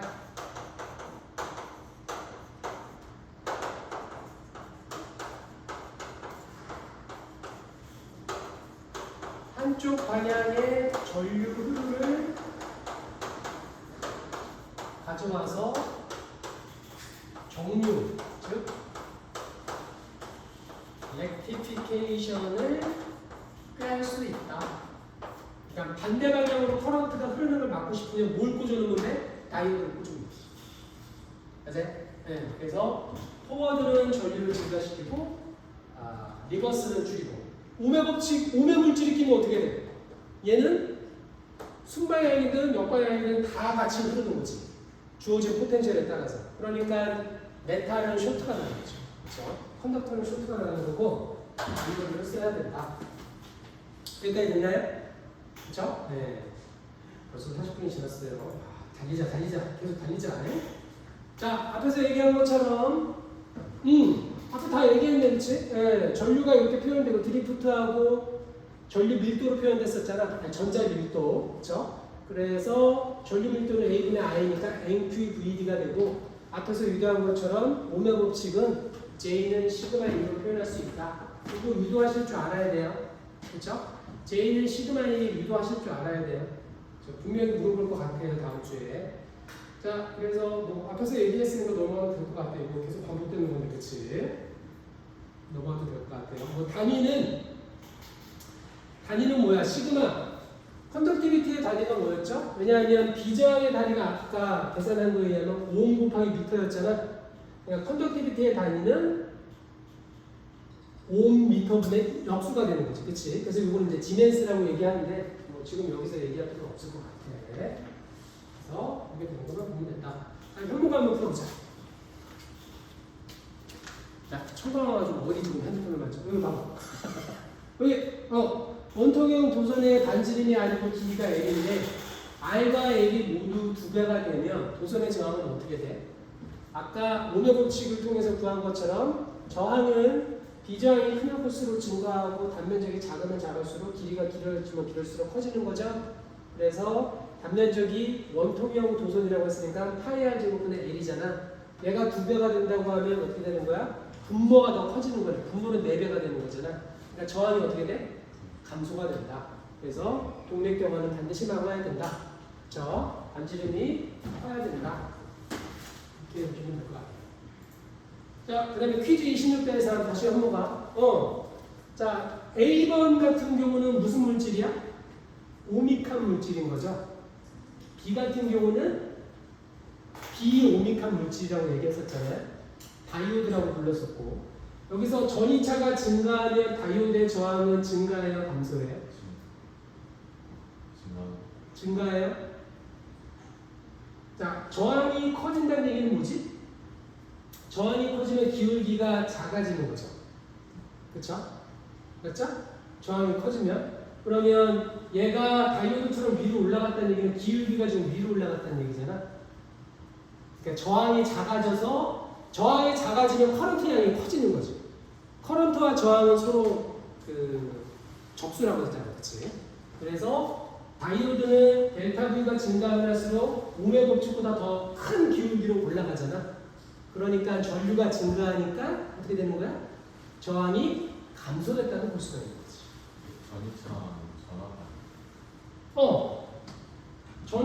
전이차가 정답이잖아. 전이차가 증가하면. 자, 그러면 동일하게 만약에 B가 아니라 A에서 전이차가 증가하면 다이오드 저항은 어떻게 돼? 뒤에 친구는 계속 지금 뻐끔뻐끔하네, 그치? 현모는? 야, 기울기가 일정하잖아. 그게 오미 법칙이라고 했잖아. 그래서 퀴즈를 넘어가면 안 돼. 이게 되게 중요한 거야. 자, 밑에는 어떻게 된다? 전압이 증가하면 전류가 증가를 하잖아. 그러면 기울기가 R분의 1이 없으니까 기울기가 증가했다는 얘기는 뭐예요? R이 작아졌다는 얘기죠. 분모가. 맞죠? 그래서 B번 그래프에서는 전이차가 증가하면 전류가 증가하니까 다이오드 저항은 감소하는 거고 오메 물질에서는 기울기는 일정하잖아. 기울기가 일정한 게 오메 물질이잖아. 오믹 머티리얼이잖아. 그러니까 R분의 1은 일정한 거지. 그렇죠? 그래서 저항이 변화가 없다. 맞아요? 네. 자, 니크롬선의 저항을 구해보자. 니크롬선의 반지름이 0.3이고 단일 길이랑 저항을 계산하네. 그럼 아마 모르긴 몰라도 이거 갖고 계산하겠다는 거지, 그렇지? 그러면 니크롬이라는 물질을 챗GPT한테 물어보면 리시스티비티가 아마 나와 있겠지. 얘는 컨스탄트 하잖아, 그렇죠? 얘는 물질에 따라서 변하는 게 아니니까 그거 갖고 생각하면 되는 거죠, 그렇죠? 여기서 L을 나눠주면은 L분의 R이 단위 길이당 저항을 구하는 거잖아요. 그럼 얘는 단면적에다가 리시스티비티를 곱하는 거니까 단면적이 파이 R 제곱 면적이 얼마나 나와 있겠죠, 그렇죠? 0.3이고 거기다가 리시스티비티가 니크롬에 해당하는 게 어딨니? 나 안 보이니? 니크롬 10, 1 곱하기 10의 마이너스 6승에 5m. 그래서 쭉쭉쭉쭉 계산해 보면 제곱이니까 하나 지워지지만 5m/m가 나온다. 그렇죠? 단위 길이당 저항. 단위 길이당 3.1 5m/m가 나온다. 맞아요? 그렇죠? 길이가 1m이다. 단위 길이당 저항을 구했잖아. 그러니까 거기다 길이를 곱하면 되는 거지, 그렇지? 그 다음에 짝퉁 운의 법칙. 우리가 운의 법칙이라고 착각하고 알고 있었던 거, 그렇지? V는 IR 갖고 주면 3.2A다. 맞아요? 그렇죠? 얘가 만약에 V로 바뀌었다. 그러면 비저항이 확 떨어지겠지? 그러니까 값이 얼마나 떨어지는 거야? 아까 3옴/m인가 뭐 그랬잖아. 근데 0.053으로 확 떨어지는 거지, 그렇지? 그 다음에 전류도 아까 3A인가 그것밖에 안 됐는데 188A로 확 늘어나는 거지. 저항이 확 줄었으니까. 그렇죠? 저항과 전류는 서로 천적이다. 저항이 증가하면 전류를 감소하게 돼 있어요. 그렇죠? 됐나요? 오케이. 자, 요거 아마 3년 전에 아마 시험 문제 나왔던 것 같은데 동축 케이블의 지름 방향 저항 안에 케이블이 있고 바깥쪽에 케이블이 있어. 얘가 쇼트하면 안 되잖아. 그래서 그 안에다가 인슐레이터를 집어넣겠지. 그러니까 이 동축 케이블을 만들려고 그러면 이 안에 인슐레이터에 뭐가 높아야 돼? 비저항이 높아야 되는 거지. 맞지? 비저항 높은 놈을 넣어야 되는데 얘가 디멘전에 따라서 뭐가 바뀔 것 같아요? 뭐 반지름 A하고 바깥에 있는 반지름 B하고 뭐가 왔다 갔다 하면 비저항은 안 변하지만 뭐가 변할 것 같아? 저항이 변하겠지. 저항은 디멘전에 따라서 오브젝트가 어떻게 변하냐에 따라서 저항값이 바뀌잖아. 그렇죠? 그래서 길이 방향의 저항을 구하라고 했어. 비저항을 구하는 게 아니야. 비저항은 물질이 저 폴리에틸렌이라고 정해져 있으면 이미 결정이 돼 있는 거지. 무슨 형태의 뭐가 나오더라도 반지름이 크든 반지름이 작든 비저항은 이미 결정이 돼 있는 거야. 그렇죠? 그래서 저항을 구하게 되는데, 자 그러면 저항은 우리가 앞에서 구한 것처럼 비저항과 단위 면적과 길이의 영향을 받을 것 같아. 근데 이 길이 방향이 이 길이 방향이에요? 아니죠. 라디칼한 방향이죠. 그렇죠? 그걸 머릿속에 잘 집어넣으셔야 돼요. 그렇죠? 그래서 문제를 풀어보면 DR은 그렇죠? 요 미소 변이 저항은 결국은 미소 변이 길이 L인데 이 길이가 라디컬한 DR이라는 거죠. 맞아요? 그 다음에 여기에 있는 단면적을 구해야 되는데 이 단면적은 요거 원주에다가 이렇게 똘똘 말려있는 거를 딱 풀어제끼면 뭐가 나와? 직사각형 나오잖아. 그럼 요 길이가 뭐예요? 2파이 R이죠? 그럼 요 길이가 뭐예요? L이잖아. 그럼 단면적이나 사각형 곱하면 되는 거지. 그래서 2파이 R L이 되는 거고 이렇게 되는 건데 요거를 이제 반지름 A부터 반지름 B까지 적분해주면 되니까 R에 대한 적분이니까 로그 함수로 나오거든요. 여기까지 됐어요? 그쵸? 작년 시험 문제가 뭐 나왔냐면 이제 좀 디멘전에 좀 이렇게 있는데 이렇게 Y축 방향의 저항과 X축 방향의 저항을 구했어. 그럼 여기서 뭐가 같아? 비저항은 같겠지. 물질이 어떻게 생겨먹었든지 간에 비저항은 같지만 X축 방향은 얘가 이런 직사각형 단위 면적을 갖고 있으니까 요거에 해당하는 저항이 나올 거고 이쪽 방향은 요거에 해당하는 단위 면적 갖고 계산하니까 저항이 또 다르겠지. 그렇죠? 그래서 다른 저항이 X축 방향 저항과 Y축 방향의 저항이 다른 거지. 비저항을 갖고. 이제 그렇게 계산하는 것도 나올 수가 있다는 얘기죠. 자, 그래서 여기서 요구하는 거는 R을 접근하게 되면 2파이를 빼고 뭐가 다 빼고 이거니까 A분의 B가 되는 거지.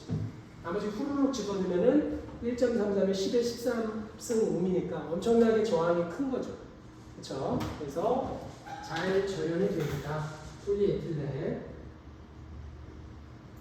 자, 근데 구리도선에 해당하는 15cm에 해당하는 거 집어넣으면 구리도선은 비저항이 엄청나게 작을 거 아니야. 10의 마이너스 8승이네, 그치? 그러니까 저항이 아까는 10몇 승이었는데 마이너스 5승으로 툭 떨어진 거지. 거의 저항이 없는 거하고 동일한 거죠, 그쵸? 1호 원더잖아, 그치? 0에 가까운 거니까 안에 있는 도수는 저항이 굉장히 낮고 요 두 개의 평행한 요쪽 방향의 요 저항은 거의 엄청나게 큰 거죠, 그쵸?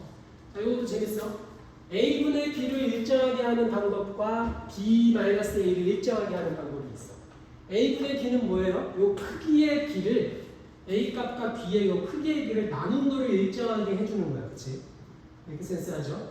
자, B-A가 일정하다는 얘기는 뭐예요? 요 B 값에서 A 값을 뺀 거를 일정하게 가져가는 거니까 사실 이렇게 만들어도 되고 어떻게 하면 돼?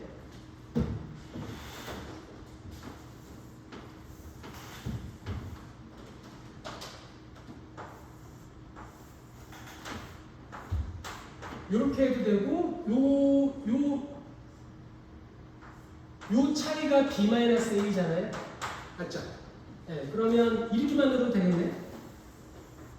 엄청나게 크게 A고 얘가 B여서 B-A를 일정하게 가져가도 되는 거죠. 그렇죠?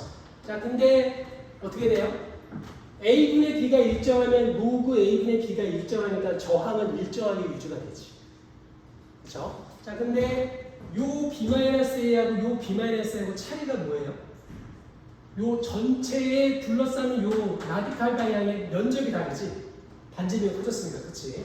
그러면 우리가 알고 있는 대로 여기 지웠네. 반지름은 비저항의 단위 면적의 길이잖아. 얘가 커지니까 어떻게 되는 거야? 저항이 작아지는 거지. 저항이 작아지면 어떤 일이 벌어져? 누설 전류가 생길 수가 있는 거지. 쇼트가 날 수가 있는 거지. 그래서 동축 케이블 만들 때 B-A를 일정하게 하는 거가 중요한 거예요? 아니죠. A분의 B가 일정해야 되는 거지. 맞죠? 동축 케이블 설계를 할 때. 그 얘기를 하는 거예요. 그렇죠? 저항을 일정하게 가져가야 되는 거죠. 됐어요? 그렇죠? 자, 넘어갈게. 뭐 어렵지 않잖아, 그렇지? 이거 앞에서 했었죠? 네. 이거 앞에서 했었죠, 그렇죠? 유소주의는 거의 무시합니다. 자, 여기 전기 전도무용. 야, 사실 이게 요거는 그냥 대충 하고 넘어간다는 표현보다는 그렇게 써 물리적으로 깔끔하지가 않아. 그래서 요거는 그냥 이해만 하고 넘어갈게요. 괜찮아요? 그렇죠? 자, 그래서 여기 보면은 뭐 에버리지 속도가 이렇게 표현되고 시그마가 결국은 이렇게 표현된다고 했는데 제가 보기엔 다 부질없다. 네. 그래서 전기전도 모형이 두루드 모델이라고 해서 이런 게 있는데 한번 읽어보세요. 그렇죠? 뭐 이렇게 돼서 움직이고 평균속력을 좀 느리고 이렇게 되는데 너무 고전적으로 얘기를 했어. 그래서 굳이 이거를 얘기 안 해도 될 것 같은데 그냥 넘어갈게요. 네. 그래서 여기서 보면 우리가 처음에 차지가 놓여있고 정지해 있으니까 이니셜 속도가 V라고 하면 걔가 0일 거고 V 이니셜이 가속을 받으면 우리가 등가속도 방정식에 의해서 V 파이널은 VI의 AT로 나타낼 수가 있잖아. 근데 가속도는 그쵸? 힘을 질량으로 나눠준 거잖아요. 그러면 전자의 질량일 거고 이 힘이 뭐예요? 결국은 전기장이잖아. 쿨럼 포스잖아요. 그래서 가속도가 m분의 q가 될 거고 처음에 정지하고 있었고 전기장을 토론을 딱 했으니까 앞에가 0일 거라는 거지. 그러면 에버리지는 뭐예요? 얘가 터널에서 움직이었던 이 시간을 타우라고 하고 걸린 시간분에 그쵸? 걸린 시간분에 파이널에서 이니셜 속도를 빼야 되는데 이니셜 속도가 파이잖아. 맞죠? 맞잖아. 에버리지 속도가 걸린 시간분의 델타 t분의 델타 x잖아요. 그렇죠? 근데 아니면 델타 v 그렇죠? 그러면 전체 평균 속도는 그냥 m분의 q가 되는 거지. 괜찮아요? 그렇죠? 왜냐하면 이니셜 속도가 0이고 걸린 시간이 타우라고 했잖아. 그렇죠? 근데 이제 이 모델을 요거는 이제 전자 하나가 필드에 놓여져 있는 상황인 거고 요노마가 아까 말한 그 전도도 컨덕터에서 전자 밀도가 엄청나게 높은 상황에서 집어넣게 되면 이게 맞겠냐고. 안 맞지. 얘가 이렇게 가다가 스캐터링이 일어날 거 아니야. 이거 말이 안 된다는 거지, 그렇지? 그래서 이거는 굉장히 잘못된 모델이다. 잘못됐다고 표현되기보다는 너무 올드한 모델이다. 클래식한 모델이다. 이 얘기를 하고 싶은 거예요. 그래서 이거는 그냥 눈으로 보고 넘어갈게요. 자, 여기 봐요. V 에버리지 속도가 m분의 q이 타우였잖아. 앞에서 구한 것처럼 등간 속도 방정식으로 구했잖아요. 근데 우리가 I 에버리지를 어떻게 구했죠? 델타 Q분의 델타 T였는데 요 고정 모델, 마이크로스코픽한 모델에 의하면 NQ의 VD의 A로 표현했었잖아요. 그럼 요 드리프트 속도가 얘를 집어넣은 건데 NQ의 VD를 넣었는데 이게 잘못됐다는 거지. 드리프트 속도는 기본적으로 얘가 이렇게 스캐터링 일어나고 플로포스 일어나야 되잖아. 근데 앞에서 구한 건 뭐야? 딸랑 하나 있는 거 갖고 구한 거잖아. 이게 말이 안 되는 거죠. 부정하고 이거 말이 안 돼. 그래서 집어넣으면 어쨌든 두루두루한 분을 존경하는 의미에서 쭉 해보면 NQ제곱의 타우의 A의 N이 이렇게 되는 거죠. 자, 그러면 I 에버리지가 이렇게 나왔으니까 이건 시험 문제 안 나왔지. A가 밑으로 쭉 넘어가면 커런트 덴시티가 NQ분의 VD가 되는 거고 이렇게 표현되고 J는 옹의 법칙에 의해서 시그마 2가 되니까 결국은 컨덕티비티가 뭐라는 얘기예요? 그쵸. 결국은 전압 밀도가 높아지면 얘가 높아진다는 거고 비저항은 전압 밀도가 높아지면 낮아진다는 거죠. 그래서 아까 그 온도 계수가 있을 때 비저항이 증가한다고 했었잖아. 세미컨덕터에서. 메탈에서는 비저항이 이게 꽉 차 있으니까 말이 잘못됐네. 메탈에서는 그 캐리어 덴시티가 이미 꽉 차여져 있으니까 N값이 증가를 안 하는데 근데 세미컨덕터는 원래 적은 양이었잖아 우리처럼. 그치? 근데 온도가 높아지면 N값이 늘어나는 거잖아. 액티베이션이 커지니까 캐리어 숫자가 적더라도 얘가 온도가 높아지면 움직일 수 있는 캐리어의 운동 범위가 커지는 거잖아. 마치 덴시티가 높아져 있는 것처럼 이퀴벌런트한 서킷이 상황이 벌어지는 거지. 그러니까 N이 높아지니까 비저항이 어떻게 되는 거야? 낮아지는 거지. 그래서 세미컨덕터의 온도 계수는 비저항 온도 계수는 마이너스로 표현된다. 그래서 그 뒤에서 다시 할게요. 그렇죠? 이거 넘어갈게. 관심 있는 사람 이거 한번 보세요. 그렇죠? 자, 그 다음에 보면은 기억나시는가 모르겠는데 아마 1학기 때 연력학 기체운동론 20장에서 보면 V 에버리지 속도가 T의 제곱에 비례하는 게 나왔었어요. 그렇죠? 근데 이거 안 하고 넘어갔어. 내가 기억해. 우리 시스템 반도체 할 때도 그거 안 하고 넘어갔어요. 그렇죠? 그래서 보면은 에버리지가 T의 루트로 표현되잖아. 그렇죠? 그러면은 사실은 이게 리니어하게 보여지는 건 아니죠. 그렇죠? 이거 책에 있어요. 일반 물리책 20장에 나와 있고 강의자를 다 올렸어. 사진 안 찍어도 돼. 그러니까 이게 안 맞는다는 얘기야. 고전적으로 보면 이게 안 맞아. 당연히 안 맞지. 드리프트 벨로시티에다가 캐리어 딸랑 하나 있는 거 갖고 넣게 되면 이게 맞겠어? 당연히 안 맞지. 그래서 이거는 그렇게 유쾌한 접근이 아니고 그래서 책에서 보면 양자역학적인 모형을 소개하겠다. 그렇죠? 양자역학적인 모형을 왜 양자역학적인 모형이냐? 이것 때문에 그런 거죠. 그렇죠?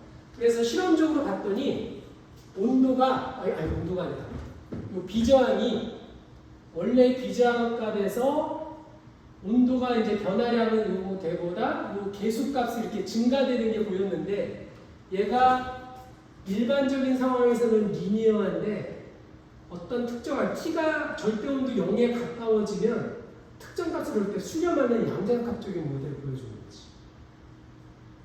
자, 이거는 어떻게 설명하면 될까? 앞에는 고정적인 모델이었고, 자, 비저항을 실험적으로 봤더니, 아까 비저항이었고, 이거 뭐야? 템퍼레처야. 좀 극단적으로 그리면 이제, 그쵸? 사실은 이제, 여기서는 이렇게 살짝 되는 건데, 좀 극단적으로 그리면 이제 이렇게 된다는 얘기죠. 그치? 그러면 여기가 이제 로 제로이고, 얘는 t가 0일 때, 0으로 수렴할 때 나오는 값이잖아요. 그쵸? 자, 여기 보면은 우리 1학기 때 현모야 온도가 뭐라고 그랬죠? 온도 기억나? 그래서 내가 여러분을 또 친절하게 갖고 왔어. 그치? 이거 기억나지? 이거 이상기체 방정식. 내가 P가 0으로 수렴하게 되면 어떤 요 X절편이 일정한 값으로 T가 마이너스 273 셀시우스 디그리가 됐을 때 한 점으로 수렴했잖아. 1학기 때 했었잖아, 이거. 그치? 빼박이야, 그냥 했었어. 근데 얘가 물질이 프레셔가 높아지면 이 값이 조금 달라질 수가 있는데 기울기가 다르잖아. 물론 요 값은 하나로 쳐다보고 있으니까 그런데 기울기가 다르잖아. PV, PT에 대한 요 기울기가 다르잖아. 근데 T가 0으로 가게 되면 어떻게 된다고? 하나의 값으로 수렴하게 됐었잖아. 그래서 이 기울기를 뭐라고 그랬어? 이산기체 상수라고 했었잖아요. 이렇게 때 했었잖아.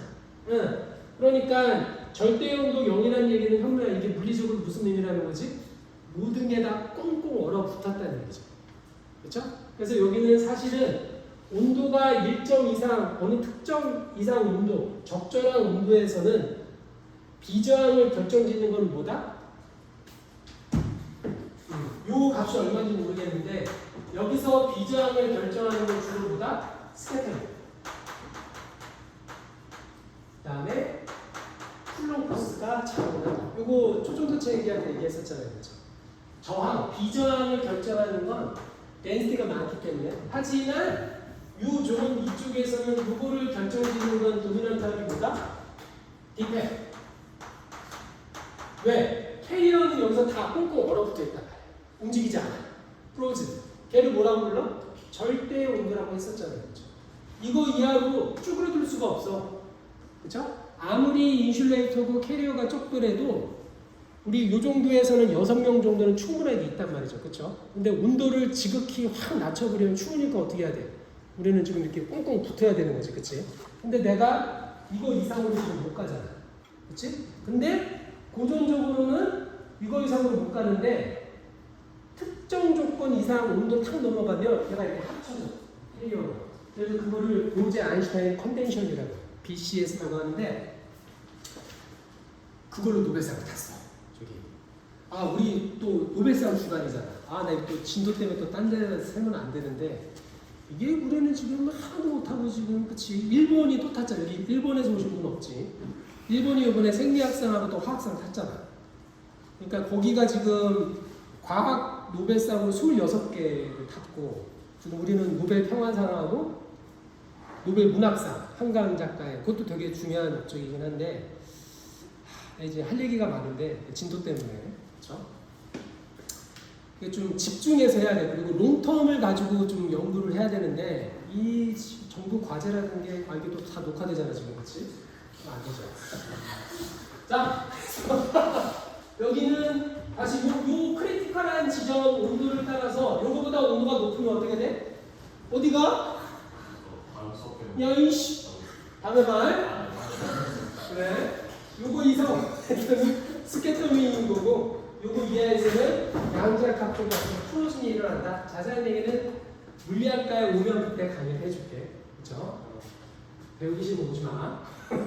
자 여기까지 얘기했고 그래서 여기 보면 요거가 이제 실험적으로 나왔어요. 그래서 여기 보면은 요거 이렇게 로제로 이제 곱하기 해서 요거 넘어가면 델타 로가 되는 거고 그럼 여기는 델타 t가 되는 거고 로제를 알파니까 알파는 어떻게 표현돼? 델타 t분의 델타 로를 로제로 나눈 것처럼 표현해주는 거잖아.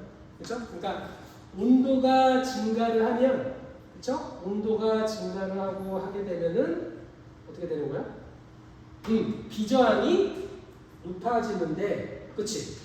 온도가 증가하면 저항이 높아지는데 메탈에서는 덴시티가 높으니까 근데 세미컨덕터에서는 온도가 높아지면 저항이 낮아지니까 얘가 마이너스의 기울기를 보여주는 거죠. 그렇죠? 그렇게 보시면 될 것 같아요. 자, 넘어갑시다. 자, 그래서 방금 얘기했어. 여기 보면 이게 밀도를 봐요. 금속, 그렇죠? 금속의 밀도, 단위 부피당 들어가 있는 이 밀도가 28승이야. 엄청난 얘기지. 근데 실리콘이나 반도체 같은 경우는 밀도가 어떻게 돼요? 16승. 그러니까 12승 5도가 더 낮은 거지, 그렇지? 그러니까 얘기는 금속 같은 경우는 너무 꽉 껴 있어서 비저항도 낮고, 그 다음에 온도가 높아지면 비저항이 높아지는 현상이 벌어지는 거죠. 왜냐면 서로 많이 부딪히니까 온도가 높아지면. 근데 반도체 같은 경우는 비저항이 어떻게 되는 거야? 덴시티가 증가하면 어떻게 되는 거야?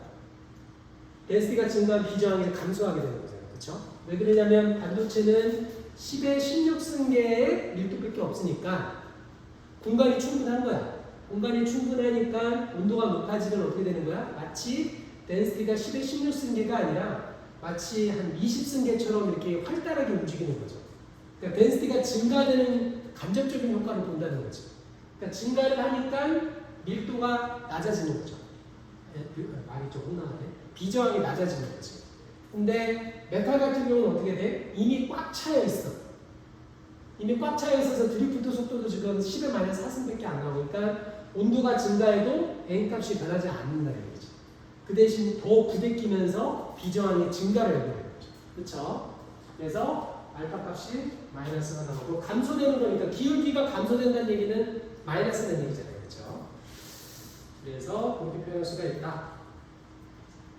이해되셨는가 모르겠는데 이 델타 P가 마이너스가 돼서 알파가 마이너스가 나오는 거예요. 맞죠? 델타 T는 뭐 10켈빈에서 200켈빈으로 넘어가면 얘는 양수잖아. 200에서 10을 빼니까. 근데 저항이 낮아지니까 델타 P가 마이너스가 나오잖아. 그래서 결국은 알파가 마이너스로 표현되는 거예요.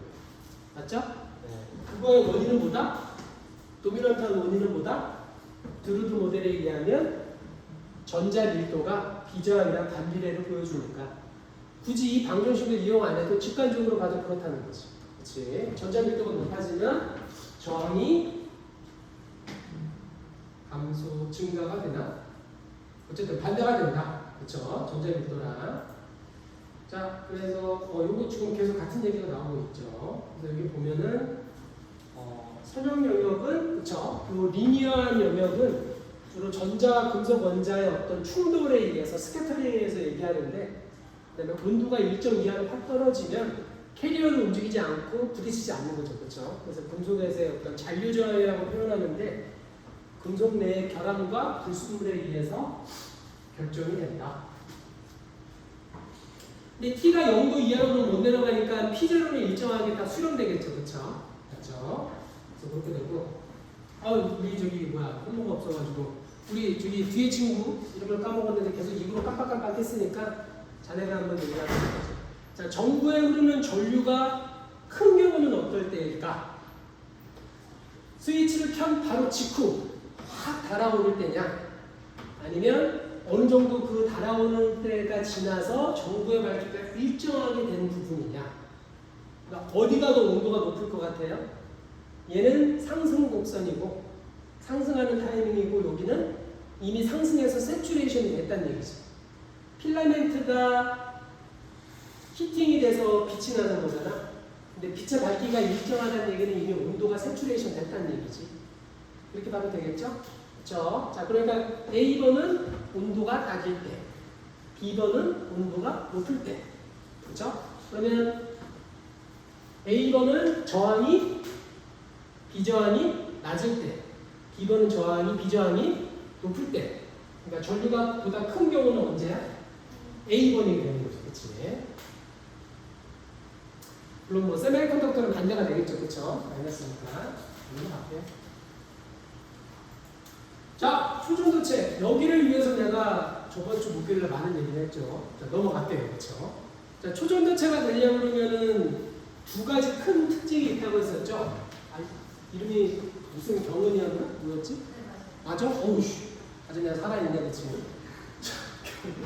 초전대체가 보였다. 이제 뭐 열심히 만들어가지고 초전대체를 만들었어. 그러면 두 가지 특징이 있다고 했었죠. 첫째가 뭐였죠? 저항이 0으로 가버리는 거지. 그렇죠? 두 번째로는 마이스너 효과. 마이너스 효과가 아니에요. 뭐만 만지면 다 망하는 마이너스 효과가 아니라 마이스너 효과. 마이스너 뭐 사람 이름이죠. 마이스너 효과를 다시 풀어서 얘기하면 뭐죠? 물질 안에 자기장이 못 들어가는 거죠. 자, 그러면 한번 풀어서 써볼게. 자, 첫 번째가 슈퍼컨덕터. 초자가 들어갔다는 얘기는 얘가 컨덕터임에도 불구하고 굉장히 초인적인 힘을 발휘한다는 얘기죠. 그치? 그 첫 번째가 뭐라고? 저항이 0으로 수렴했다. 저항이 0으로 수렴했다는 얘기는 다시 물리적으로 어떻게 설명할 수 있지? 아까 루드 모델에 의하면 스캐터링이 줄어들었다는 거죠. 스캐터링이 줄었다는 얘기를 다시 표현하면 뭐죠? 덴시티가 줄어들었다고 표현할, 상대적으로 줄어들었다고 표현할 수가 있는 거지. 두 번째는 뭐예요? 두 번째는 쿨룸 가스의 어떤 총력이나 반발력이 떨어졌다는 얘기죠. 그렇죠? 플러스 원자핵과 마이너스와 마이너스의 총력, 인력 부분이 상쇄가 됐다는 얘기죠. 뭔지 모르지만. 그렇죠? 그 다음에 전구체니까 N이 굉장히 높을 거 아니에요. 그럼에도 불구하고 마치 스캐터링이 없는 덴시티가 낮아졌다는 얘기는 얘가 뭐예요? 캐리어가 로컬라이제이션 됐다는 얘기죠. 맞죠? 무작위로 부딪히면 안 되는데 캐리어 3개 여기 모여있고 나머지 3명이 여기서 모여있으면 중간은 비었잖아. 그렇죠? 로컬라이제이션 된 거잖아요. 그렇죠? 그리고 마찬가지로 내가 여기서 받아야 되는 인력과 철력이 이쪽에서 로컬라이제이션 되어 있는 인력과 철력이 서로 상쇄가 됐다는 얘기지. 그렇죠? 그러니까 저항이 빵으로 갔다는 얘기죠. 맞죠? 뭔지 모르지만. 그렇죠? 근데 생각을 해봐. 그 활달한 성적이 아주 액티브하고 활달한 캐리어가 한쪽에 가만히 있으려고 그러면 무슨 짓을 해줘야 돼? 올려야죠. 온도를 이빨이 낮춰줘야 된다는 거지. 그치? 그러니까 지금 어떻게 보면 배보다 배꼽이 더 드는 상황인 거지. 초전도체의 어떤 경제성을 위해서 엄청난 양의 에너지를 쏟아 부어야 될 수도 있다는 얘기죠. 그게 연력학 제0법칙이었잖아. 온도를 높은 데서 낮은 곳으로 오니까. 카르노 기간에 의하면 엔트로피는 항상 증가해야 돼. 에너지를 높은 곳에서 낮은 곳으로. 역으로 가려고 그러면 내가 거기다 돈을 쏟아 부어야 되는 거지. 맞죠? 두 번째가 뭐지, 경우는? 나이스너 역가. 영어 계속 재밌었네.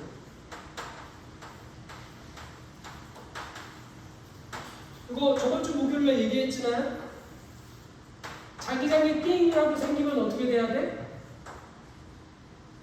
그렇죠? 이 자기장을 상쇄시키는 방향으로 내부의 자기장이 띵이라고 생겨야 되는 거지.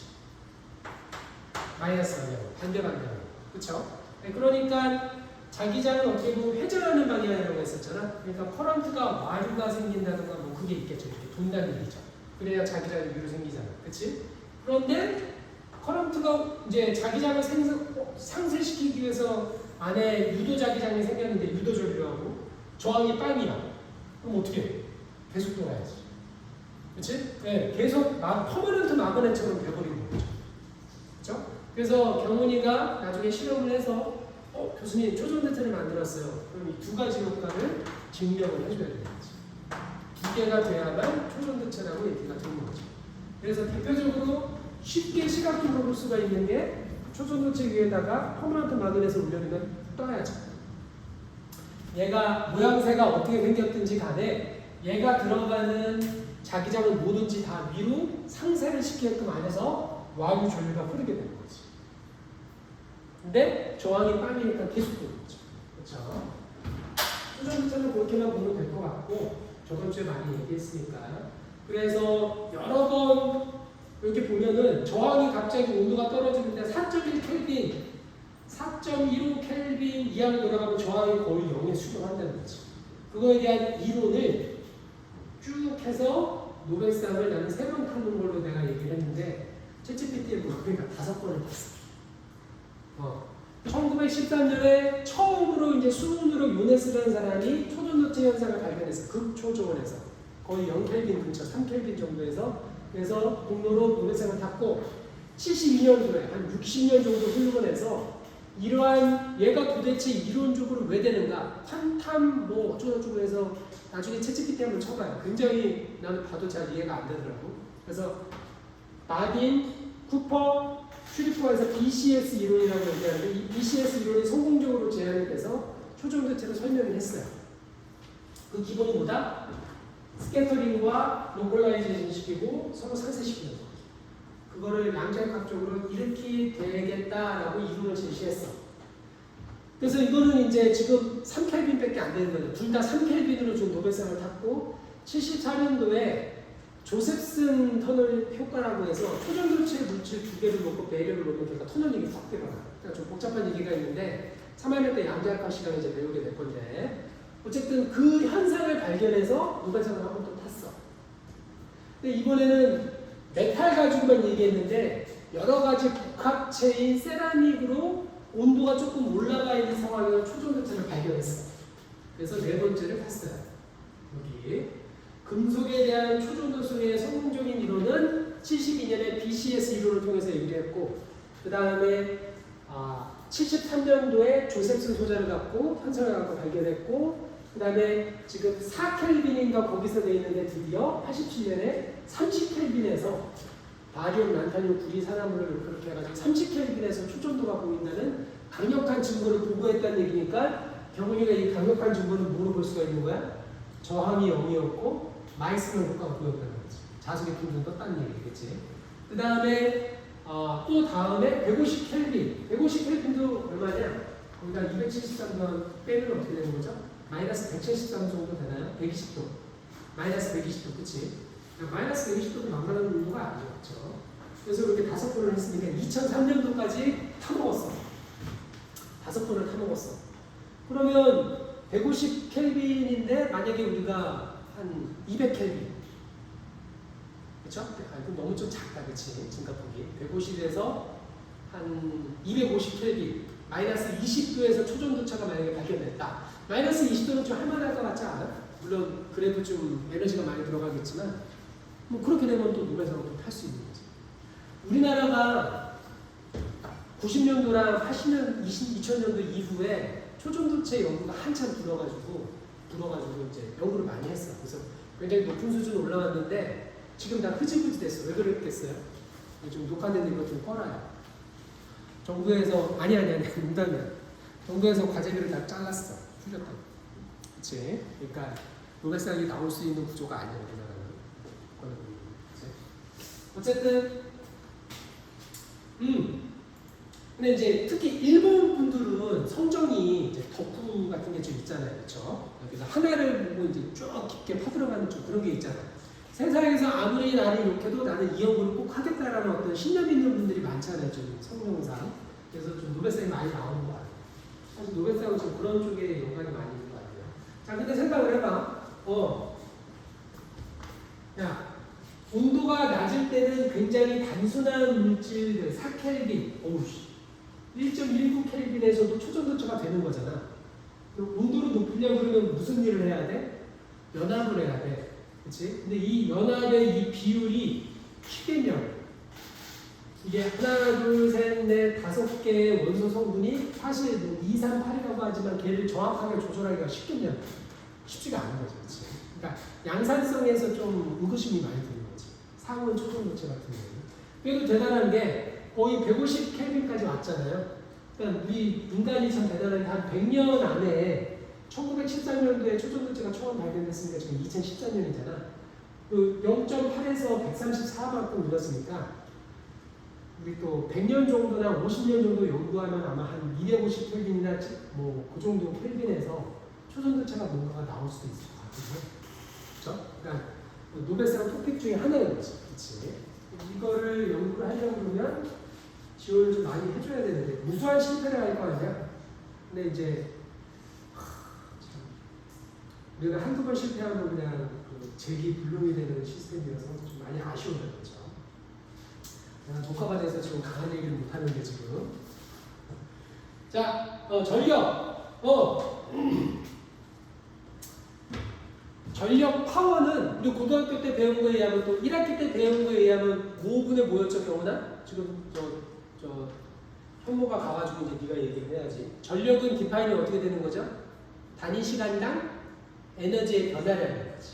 그렇죠? 자, 그러니까 우리가 앞에서 배운 것처럼 포텐셜 에너지나 전기 역학적 에너지는 뭐였죠? Q 델타 V였잖아.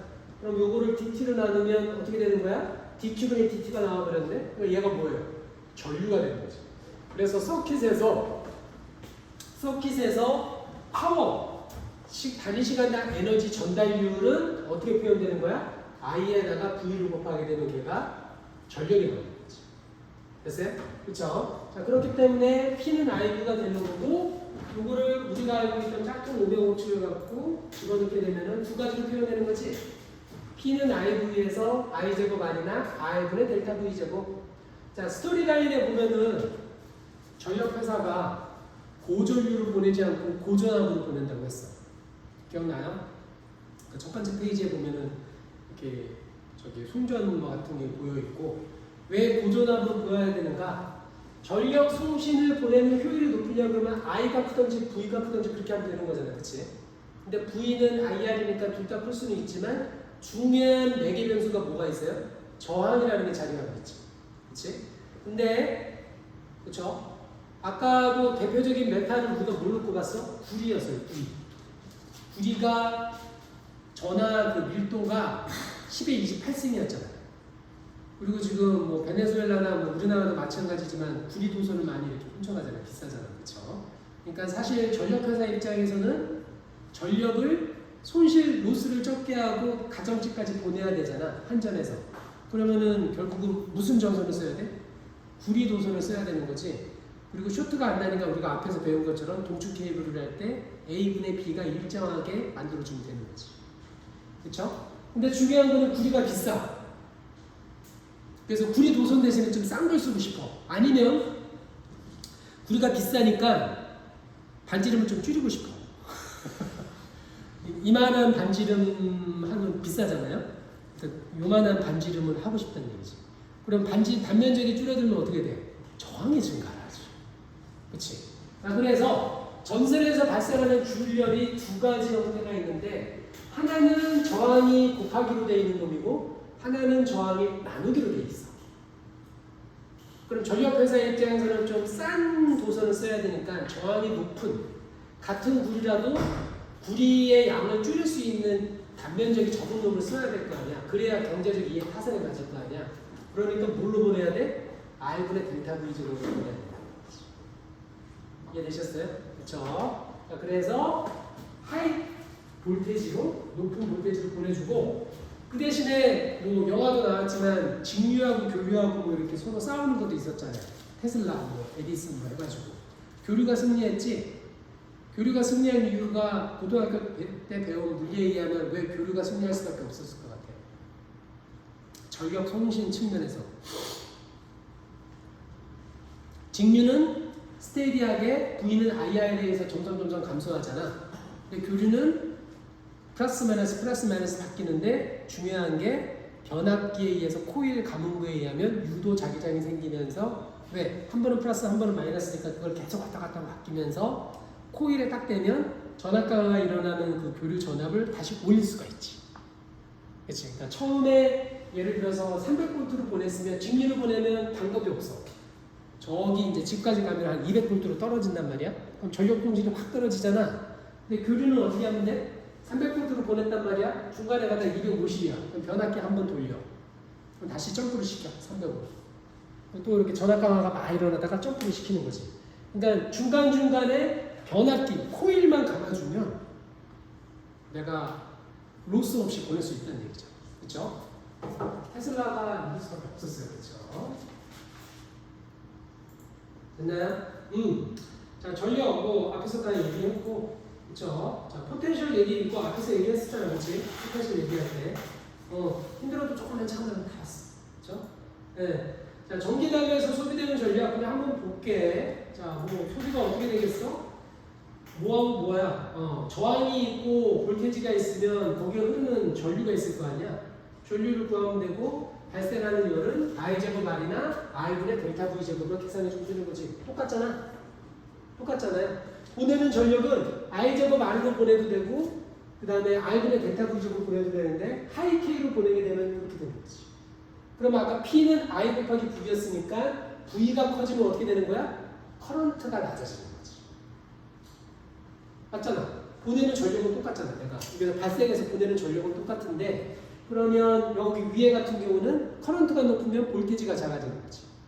그렇지? 그러니까 전력 회사에서는 어떤 걸 선택을 해야 돼? 볼테지가 높고 전류가 낮은 거를 보내줘야 되는 거지. 일정하게. 그렇지? 근데 사실은 IV가 같이 V는 IR이니까 일정하잖아요. 그렇죠?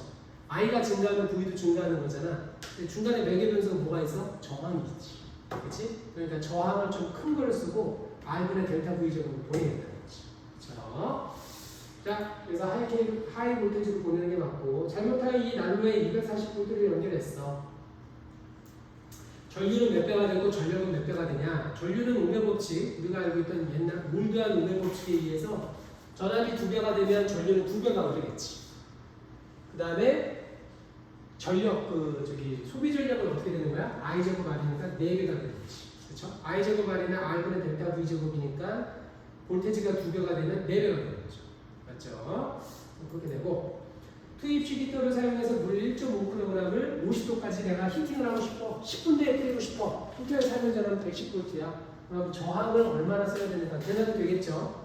자, 그러면 줄 히팅, 요 파워에서 요 파워 값이 우리가 1학기 때 배웠던 연용량으로 계산하게 하면 되는 거지.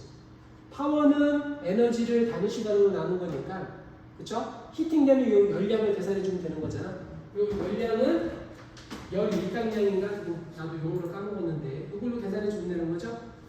그쵸? 네, 그래서 뭐 그냥 넘어갈게. 뭐 중요하지 않으니까, 그치? 그래서 저항값이 계산할 수가 있어. 28.95로 하게 되면은 물 1.5kg이 10도에서 50도까지 10분 안에 싹 끌어올린다는 거지.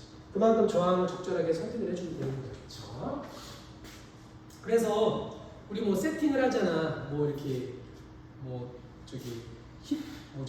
커피포트나 그거 뭐 시간 얼마에 온도 얼마까지 만약에 세팅을 하게 되면 가변 저항을 이렇게 하게 되면은 거기에 맞춰서 히팅이 된다는 거죠. 몇 시간 안에. 그렇죠? 그렇게 조절할 수가 있다. 물이 끓이는 비용, 이런 걸 물어봐. 그래서 에너지는 인류를 에너지로 단위 시간으로 나누면 되는 거니까 에너지는 이렇게 계산이 되는 거니까 뭐 시험 문제 안 난다는 얘기야, 그렇죠? 계산을 하게 되면은 뭐 시간량이 이렇게 돼서 1kWh에 6.98원이니까 뭐 계산하게 되면 kWh에 뭐 도금이냐? 모르겠다. 뭐 그냥 해봐, 그렇죠? 네, 중요하지 않으니까. 여기까지 할까요? 그쵸? 네, 전류와 저항. 그쵸?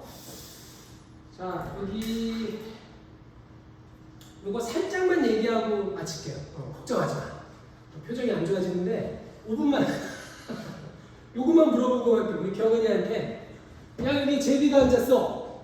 근데 제비가 정선줄에 앉아서 우리가 앞에서 배운 거에 의하면 피복이 있어서 무서움에 앉아서 얘 살아남는단 말이야. 근데 사실, 이렇게 돼도 얘가 피복이 없는 그냥 전선이어도 제비는 보통 살아남아. 왜 그럴까? 그렇죠? 힌트를 하나 드리면 우리가 앞에서 배운 직렬 연결하고 병렬 연결로 우리가 계산해 보자는 거지. 그러니까 제비가 감전돼서 죽으려고 그러면 어떻게 해야 돼? 전류가 이렇게 흐르다가 위로 이렇게 가야 되는 거지. 근데 밑으로 안 가고 위로 갔다는 얘기는 여기가 저항이 높은 거예요, 낮은 거예요? 만약에 제비가 감전돼서 죽으려고. 전류가 이렇게 가지 않고 이렇게 가. 일단 우리가 여기 보면은 여기가 이제 오송역이고 대전이나 경부고속도로가 아니면 KTX가 이렇게 돼 있는데 하나는 길이 A가 있고 하나는 길이 B가 있어. 여기가 이제 부산이야. 부산에 가야 되는데 여기 KTX는 2만원, 여기 KTX는 10만원이야. 자리가 꽉 차서. 호남선은 10만원, 경부선은 2만원이야. 어디로 갈까? 2만원으로 가는 거지. 저항이 작은 거죠. 그치? 다 끝났어요? 네, 조금만 안 되겠어요. 저항이 작은 거지. 그치? 자, 그러면 전류가 가다가 여기 10만원짜리로 안 가고 2만원짜리로 갔어. 내가 이미 얘기를 해버렸네. 저항이 여기가 낮은 거지. 그치? 그치? 그러니까 당연히 전선이 컨덕터로 되어 있으니까 저항이 낮으니까 사실은 우리가 죽을 일은 없는 거지. 그치? 근데 이제 우리가 책에서 보시면 아시겠지만 소하고 닭이 있는데 소는 좀 등치가 크잖아. 그러니까 이렇게 벌어져 있잖아. 땅도 약간 절연되어 있지만 물이 비가 오고 그러면 이제 전류가 흐를 수도 있는 거잖아. 왜냐하면 순수한 물은 절연체지만 거기에 이제 불순물이나 들어온 게 많이 섞이면 이제 도체성으로 이제 전도성이 높아지니까. 근데 소는 이렇게 인터벌이 길고 닭은 어때? 꾹꾹거리면서 요만큼 있잖아. 여기 저항이 어때요? 양단간의 저항은 어때요? 작죠. 소는 양단간의 저항이 크잖아. 이게 일정값이 확 넘어가면 이 저항이 크니까 전류가 소한테 이렇게 지나가는 거지. 여기 저항이 크니까. 근데 닭은 어떻게 돼? 닭은 이렇게 되는 게 저항이 작잖아. 그렇죠? 그러니까 여기로 흐를 확률보다는 그냥 지나갈 확률이 큰 거지. 그래서 닭보다는 소가 더 감전돼서 많은 번개가 치고 그러면 더 많이 죽는다고 하더라고요. 결론은 뭐야? 직렬, 병렬. 하지만 우리는 이미 코페스토에서 키리오프 법칙의 전류 법칙과 전압 법칙 갖고 다 얘기를 했어. 그래서 그때 잠깐 말씀드렸지만 코페스토의 직렬 연결과 병렬 연결이 저항하고는 반대가 됐다. 그 원인이 전류의 분기 법칙, 그러니까 전하량 고정 법칙에 의해서 키리오프 전류 법칙이 나왔고, 그 다음에 여기 키리오프의 그 저기 뭐죠? 기전력, 그렇죠? 보존력이니까 하나의 클로즈드 패스로 된 거로는 다시 돌아가면 0이 돼야 되잖아, 일렉트릭 필드가. 그래서 그거에 의해서 직렬과 병렬이 딱 연결이 된다. 이거는 금방 끝날 것 같아요, 그렇죠? 괜찮아요? 자, 오늘 여기까지 하고 다들 지쳐가지고 그래서 목요일 날 그 실험 시간에 수업은 안 해도 될 것 같아요. 아, 네네. 네, 그래서 지금 하나 남았는데 27장의 등치가 작아서 목요일 수업하고 금요일 날 수업하면 괜찮을 것 같으니까 목요일 날 봅시다. 질문 없지? 얘 되게 힘들어하더라. 이거 끄셔도 될 것 같아요. 네, 고생하셨어요. 네, 오늘 여기까지 할게요. 이거 웬만하면 바로 올려주세요. 네. 네. 수고하셨습니다.